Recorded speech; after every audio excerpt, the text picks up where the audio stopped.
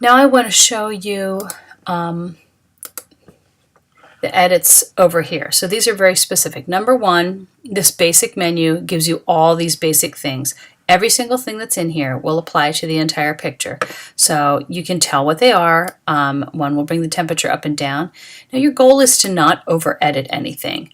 Same thing with the tint. And I can also come back into these boxes and set things back to 0 if I want them to go back to basics. If your picture is overexposed, you could pull down the exposure. This is the overall brightness or darkness of a photo.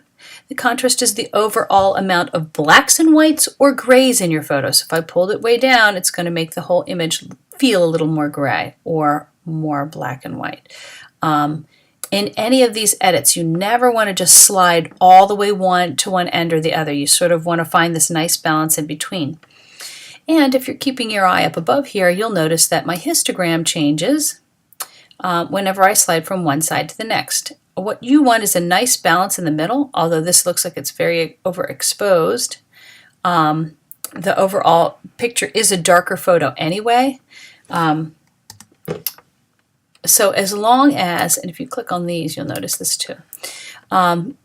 Notice how there's some red stuff showing up in here. If I boost my exposure up, I get more whites that are in there. And that's part of learning how to read your histogram. It's just an indication that it's too overexposed. Now you may or may not see those reds in your, just because you see them there doesn't mean that it's a bad thing. It just means you want to keep your eye on it. You shouldn't have high spikes towards your whites or towards your blacks on either side there. Shadows, well, highlights will find all the highlights in your photo and make them whiter or more gray. Same thing here, shadows, it'll make them whiter or more black of your shadow, or I shouldn't say more black, more dark. Whites, it takes your whites and makes them whiter or makes them more gray. And the same thing with the blacks, blacker or more gray. Clarity is the amount of sort of detail that's in your photo. Some people, if you really boost your clarity, it ends up looking like a little bit more of a high definition photo.